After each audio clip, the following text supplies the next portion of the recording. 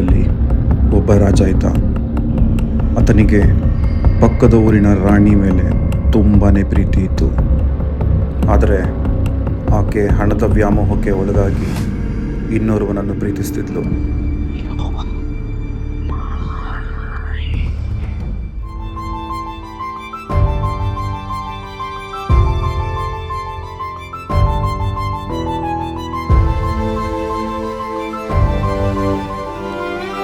ನನಗಿನ್ನು time waste ಮಾಡೋಕ್ಕೆ ಇಷ್ಟ ಇಲ್ಲ. ಡೈರೆಕ್ಟ್ ಪಾಯಿಂಟಿಗೆ ಬರ್ತೀನಿ. ನಿಂಗೊಂದು ಕೈ ಕಾಫಿಗೆ ಪೇ ಮಾಡೋಕ್ಕಾಗ್ತಾ ಇಲ್ಲ, ಎಲ್ಲನೂ ನಾನೇ ಪೇ ಮಾಡ್ತಾ ಇದ್ದೀನಿ. ನಿಂಗೆ ಏನು ಬೇಕಾದ್ರೂ ನಾನೇ ಕೊಡಿಸ್ತಾ ಇದ್ದೀನಿ. ಬಟ್ಟೆ ಆಗಿರ್ಬೋದು ಎಲ್ಲನೂ ಕೂಡ ನಾನೇ ಪೇ ಮಾಡ್ತಾ ಇದ್ದೀನಿ. ಒಬ್ಬ ಬಾಯ್ ಫ್ರೆಂಡ್ ಆಗಿದ್ರೆ ಅವ್ನು ನನಗೆಲ್ಲ ಕೊಡಿಸ್ಬೇಕು, ಬಟ್ ನಾನು ನಿಂಗೆಲ್ಲನೂ ಕೊಡಿಸ್ತಾ ಇದ್ದೀನಿ. ಸೊ ನನಗೂ ತುಂಬ ಬೇಜಾರು ಅನ್ನಿಸ್ತಾ ಇದೆ. ಪ್ರತಿ ಸಲ ನಾನೇ ಕೊಡ್ಸೋಕ್ಕಾಗಲ್ಲ ಅಲ್ವಾ. ಹುಡುಗಿರಿಗೂ ಒಂದು ಆಸೆ ಇರುತ್ತೆ ಹುಡುಗ ಕೊಡಿಸ್ಬೇಕು ಅಂತ. ಬಟ್ ನೀನು ಅದು ಯಾವುದು ಮಾಡ್ತಾನೆ ಇಲ್ಲ, ಎಲ್ಲನೂ ನಾನೇ ಕೊಡಿಸ್ತಾ ಇದ್ದೀನಿ. ನನಗೆ ನಿಂಗಿಂತ ಒಳ್ಳೆ ಹುಡುಗ ಸಿಕ್ಕಿದ್ದಾನೆ. ಸೊ ಅವ್ನು ನನ್ನ ಚೆನ್ನಾಗಿ ನೋಡ್ಕೊಳ್ತಾ ಇದ್ದಾನೆ. ಏನು ಕೊಡಿಸೋದಾಗಿರ್ಬೋದು, ನನ್ನ ಕಷ್ಟ ಸುಖ ಎಲ್ಲ ಕೂಡ ನೋಡ್ಕೊಳ್ತಾ ಇದ್ದಾನೆ. ಎಲ್ಲನೂ ಕೊಡಿಸ್ತಾನೂ ಇದ್ದಾನೆ. ಎಲ್ಲಿ ಬೇಕು ಅಲ್ಲಿಗೂ ಕರ್ಕೊಂಡು ಹೋಗ್ತಾ ಇದ್ದಾನೆ. ನಿನ್ನ ಕೈಲಿ ಇದು ಯಾವುದು ನಿನ್ನ ಕೈ ಮಾಡೋಕ್ಕೂ ಆಗಿಲ್ಲ. ಸೊ ಅದಕ್ಕೆ ನಾನು ನಿನ್ನ ಬಿಟ್ಟು ಹೋಗ್ತಾ ಇದ್ದೀನಿ. ನನಗೆ ಮುಂದೆ ಕಂಟಿನ್ಯೂ ಮಾಡೋಕ್ಕೆ ಇಷ್ಟ ಇಲ್ಲ ನಿನ್ನ ಜೊತೆ. ನಿಂಗೆ ಈ ಕಾಫಿಗೂ ಪೇ ಮಾಡೋಕ್ಕೆ ದುಡ್ಡಿಲ್ಲ ಅಂತ ಗೊತ್ತಿದೆ. ತಗೋ ದುಡ್ಡು, ಹಾಗೆ ಚೇಂಜ್ನ ನೀನೇ ಇಟ್ಕೊ.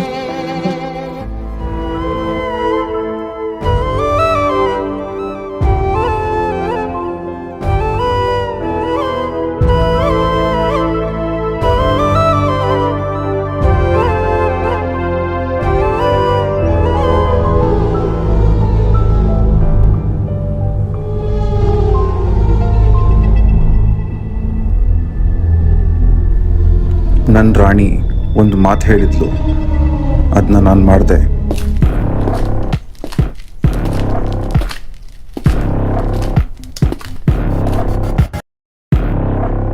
ಇನ್ನೊಂದು ಮಾತು, ನಾನು ನಿನಗೆ ಸಿಗ್ಬೇಕು ಅಂದ್ರೆ ಅವ್ನು ಸಾಯ್ಬೇಕು. ಇದನ್ನು ತಿಳಿದ ರಾಜ ಆಕೆ ತನಗೆ ಸಿಕ್ಕದ್ದು ಬೇರೆ ಯಾರಿಗೂ ಸಿಗಬಾರ್ದು. ನನಗೆ ನಿಂಗಿಂತ ಒಳ್ಳೆ ಹುಡುಗ ಸಿಕ್ಕಿದ್ದಾನೆ.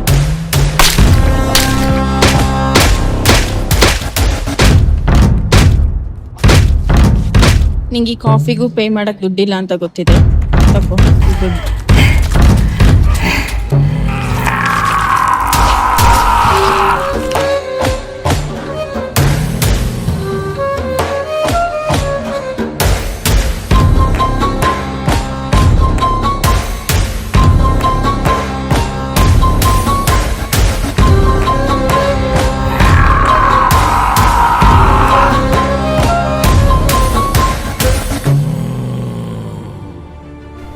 ಈಗ ನನ್ನ ರಾಣಿ ಬರೀ ನನ್ನವಳು.